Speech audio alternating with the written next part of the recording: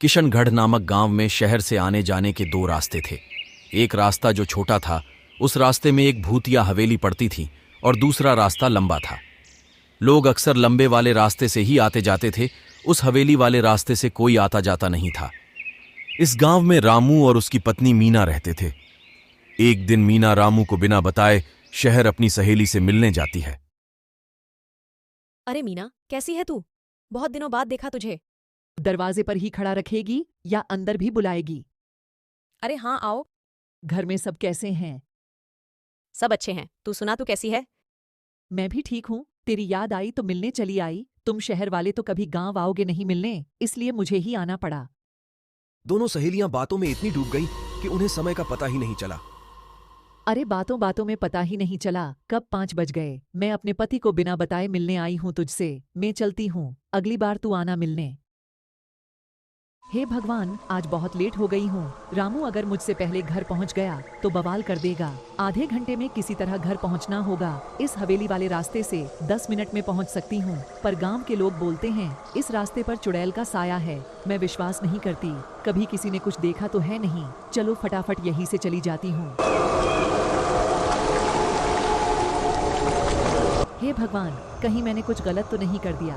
बड़ा सुनसान रास्ता है, डर लग रहा है। ये हवेली कितनी डरावनी है।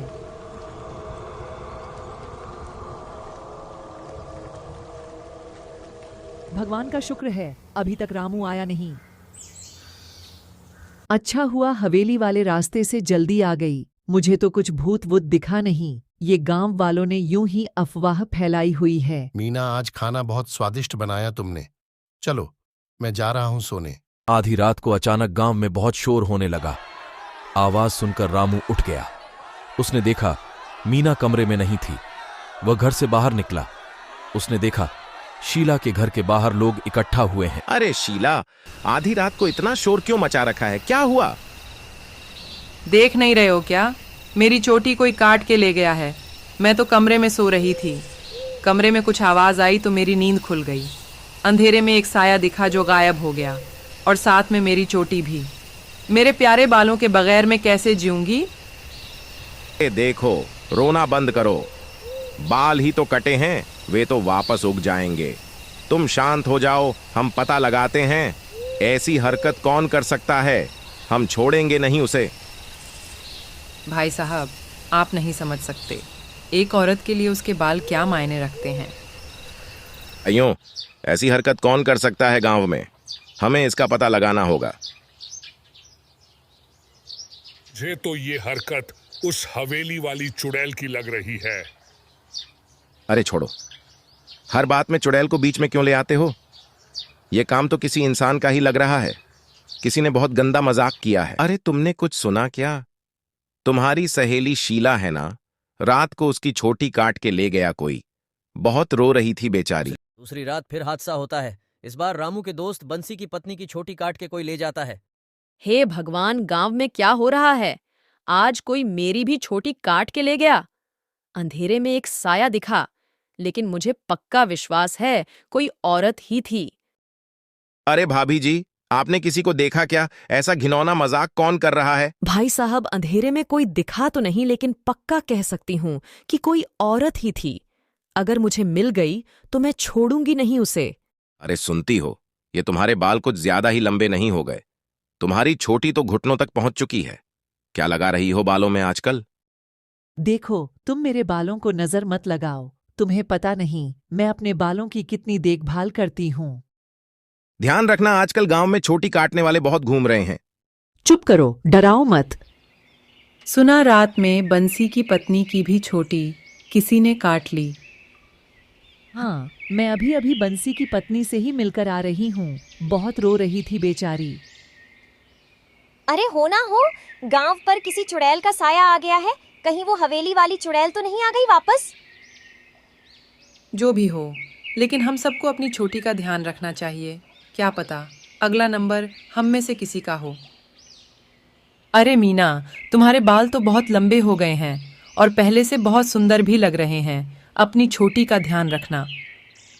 मेरी चोटी कोई नहीं काट सकता। ऐसा कहते ही मीना वहां से चली जाती है।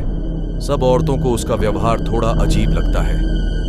बोल रामू, मुझे यहाँ अकेले में मिलने क्यों बुलाया? क्या बात हुई? यार बंसी, पिछले कुछ दिनों से गांव में बहुत अजीब घटनाएं घट रही हैं। कोई है जो औरतों की चोटी काट के ले जा रहा है। इस बात से मैं बड़ी अजीब दुविधा में फंसा हुआ हूं। किसे बताऊं, समझ में नहीं आ रहा है। कैसी दुविधा और इन सब बातों से तेरा क्या लेना देना? पिछले कुछ दिनों से मैं देख रहा हूं, उसका बर्ताव अजीब हो गया है। बस पूरे दिन शीशे में अपने बालों को संवारती रहती हैं, और जब भी गांव में किसी औरत की छोटी कटती है तो उसकी छोटी लंबी हो जाती है, और कई बार रात में बिना किसी काम के अकेले घूमने निकल पड़ती है। तू ये कहना चाह रहा है कि भाभी ही रात में उठकर इन सब औरतों की चोटियां काट रही हैं, पर वो ऐसा क्यों करेगी? सुन, आज रात जब हम सो जाएं तब तू घर के बाहर कहीं छुप जाना। जब रात में मीना उठकर बाहर जाए तो मुझे इशारा कर देना। हम यह पता लगाते हैं कि ये कहां जाती है। ठीक है, मैं रात में आ जाऊंगा। आधी रात को मीना घर से निकलकर अपने शिकार की तलाश में चल देती है। बंसी और रामू भी उसका पीछा करते हुए चल देते हैं।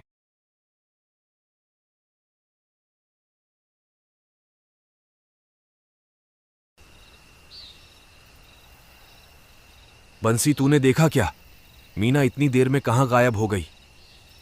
नहीं, मैं भी वही सोच रहा हूं। इतनी देर में भाभी कहां गायब हो गई? कुछ देर बाद गांव में किसी औरत के चीखने की आवाज सुनाई दी और मीना उनके सामने से गुजरी। वे दोनों कुछ समझ नहीं पाए। थोड़ी देर बाद वहां लोग इकट्ठा होने लगे।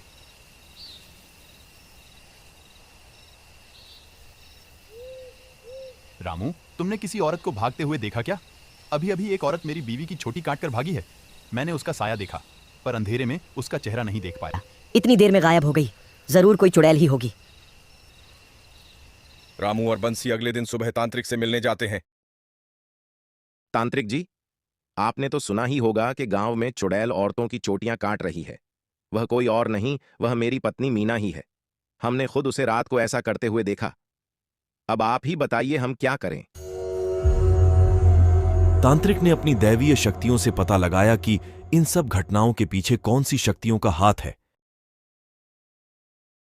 तुम्हारी पत्नी हवेली वाले रास्ते पर गई थी, तब हवेली वाली चुड़ैल ने उसके शरीर पर कब्जा कर लिया है। इसीलिए तुम्हारी पत्नी रात को उठकर गांव की औरतों की चोटियां काट रही है। इस चुड़ैल को भाभी के शरीर से कैसे निकाले? इसका उपाय है, पर थोड़ा कठिन है। क्या तुम कर पाओगे? उस चुड़ैल की सारी ताकत उसकी छोटी में बसी है। तुम्हें उसकी छोटी काटनी होगी, पर ध्यान रखना, अगर उसे पता चल गया तो तुम्हारी जान को खतरा भी हो सकता है। मीना, तुम आज बहुत सुंदर लग रही हो। तुम्हारे बाल भी बहुत लंबे हो गए हैं। तुम्हारी छोटी तो घुटनों तक आ रही है। मैं तुम्हें कुछ उपहार देना चाहता हूँ। बोलो, तुम्हें क्या चाहिए? तुम आज तांत्रिक से मिलने क्यों गए थे? ऐसा क्या काम पड़ा तुम्हें? तुम मुझसे छुपकर क्या खिचड़ी पका रहे हो? और वह तुम्हारा दोस्त बंसी आजकल कुछ ज्यादा ही घर के आसपास चक्कर काट रहा है। वह मेरे हाथ लग गया ना तो उसे छोड़ूंगी नहीं मैं। मीना ऐसा कह रही होती है, तब बंसी पीछे से आकर उसकी छोटी काट लेता है और मीना बेहोश हो जाती है। चुड़ैल की आत्मा उसका शरीर छोड़कर हवा में गायब हो जाती है।